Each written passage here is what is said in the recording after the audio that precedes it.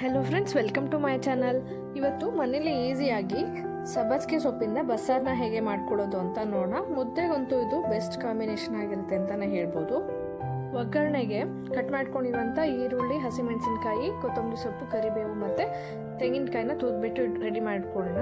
ಈಗ ಮೊದಲು ಒಂದು ಪಾತ್ರೆಯಲ್ಲಿ 1 ಕಪ್ ಆಗುವಷ್ಟು ಹೆಸರು ಕಾಳು ಮತ್ತು 1 ಕಪ್ ಆಗುವಷ್ಟು ತೊಗರಿಬೇಳೆನ ಹಾಕಿಬಿಟ್ಟು ಎರಡನ್ನೂ ಚೆನ್ನಾಗಿ ವಾಶ್ ಮಾಡಿಬಿಟ್ಟು ಚೆನ್ನಾಗಿ ಬಾಯ್ಲ್ ಮಾಡ್ಕೋಬೇಕು.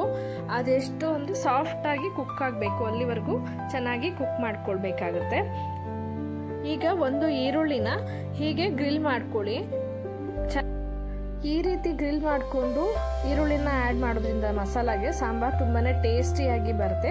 ಹಿಂದಿನ ಕಾಲದಲ್ಲೆಲ್ಲ ಒಲೆನಲ್ಲಿ ಹಾಕಿಬಿಟ್ಟು ಈ ರೀತಿ ಈರುಳ್ಳಿನ ಸುಟ್ಕೋತಾ ಇದ್ರು. ಬಟ್ ಇವಾಗ ನಾವು ಒಲೆ ಇಲ್ಲದೆ ಇರೋದ್ರಿಂದ ಗ್ಯಾಸಲ್ಲಿನೇ ಸುಟ್ಕೊಳ್ಳೋಣ. ನೋಡಿ, ಇವಾಗ ಬೇಳೆ ಮತ್ತು ಹೆಸರು ಕಾಳು ಎಲ್ಲ ಚೆನ್ನಾಗಿ ಕುಕ್ ಆಗಿದೆ. ಈಗ ಇಷ್ಟು ಕುಕ್ ಆದರೆ ಸಾಕಾಗುತ್ತೆ.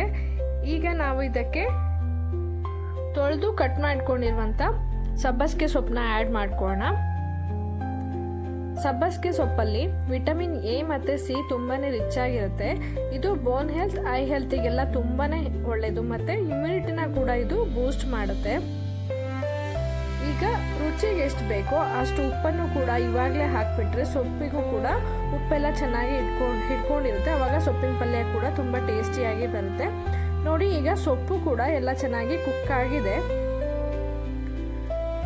ನಾವು ಇದನ್ನು ನೀರನ್ನು ಮತ್ತು ಸೊಪ್ಪನ್ನು ಎರಡನ್ನೂ ಸೆಪ್ರೇಟ್ ಮಾಡ್ಕೊಳ್ಬೇಕು. ಒಂದು ಸ್ಟ್ರೈನನ್ನು ತೊಗೊಂಡ್ಬಿಟ್ಟು ಈ ರೀತಿ ನೀರು ಮತ್ತು ಬೇಳೆ ಎಲ್ಲ ಸೆಪ್ರೇಟ್ ಮಾಡ್ಕೊಳ್ಳಿ.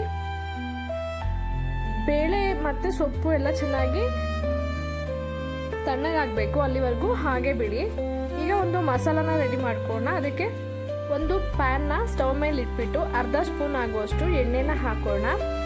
ನಾವು ಸಾಂಬಾರಿಗೆ ಏನೇನು ಇಂಗ್ರೀಡಿಯೆಂಟ್ಸ್ ಜೋಡಿಸಿಟ್ಕೊಂಡಿದ್ವೋ, ಜೀರಿಗೆ ಮತ್ತು 7ರಿಂದ 8 ಎಸಲಾಗುವಷ್ಟು ಬೆಳ್ಳುಳ್ಳಿ, ಕಟ್ ಮಾಡಿ ಇಟ್ಕೊಂಡಿರುವಂಥ ತೆಂಗಿನಕಾಯಿ, ಒಂದು ಸ್ವಲ್ಪ ಕೊತ್ತಂಬರಿ ಸೊಪ್ಪು,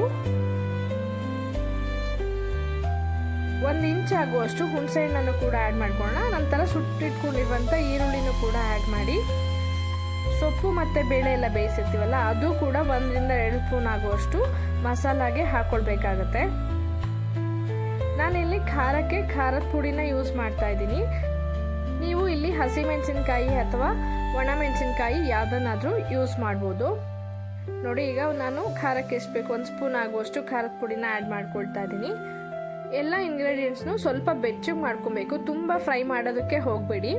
ಸ್ವಲ್ಪ ಬೆಚ್ಚಗೆ ಮಾಡ್ಕೊಂಬಿಟ್ಟು ಮಿಕ್ಸಿ ಜಾರ್ನಲ್ಲಿ ಹಾಕಿ ಫುಲ್ ನೈಸಾಗಿ ಗ್ರೈಂಡ್ ಮಾಡ್ಕೊಳ್ಳಿ.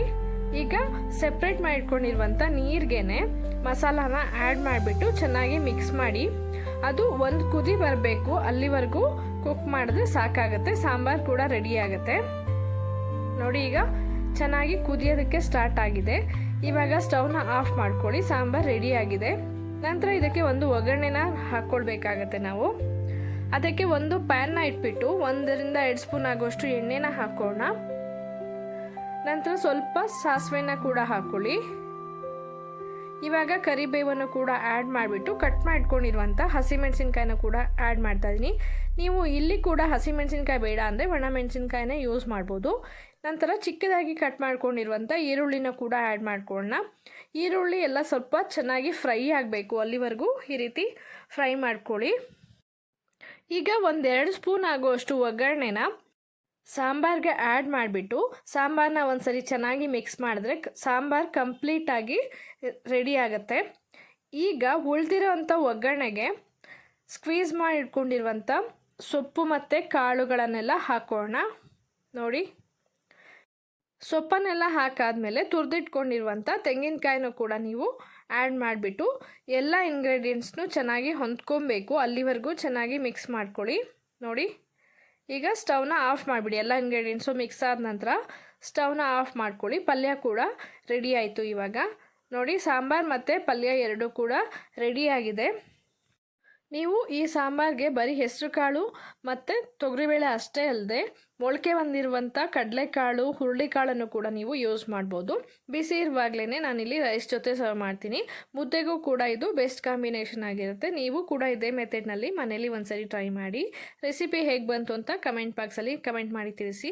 ರೆಸಿಪಿ ಇಷ್ಟ ಆದರೆ ಲೈಕ್ ಮತ್ತು ಶೇರ್ ಕೂಡ ಮಾಡಿ. ಯಾರ್ಯಾರೆಲ್ಲ ಇನ್ನೂ ಸಬ್ಸ್ಕ್ರೈಬ್ ಆಗದೆ ನೋಡ್ತಾ ಇದ್ದೀರೋ ದಯವಿಟ್ಟು ಸಬ್ಸ್ಕ್ರೈಬ್ ಮಾಡ್ಕೊಂಡು ನೋಡಿ. Thank you for watching.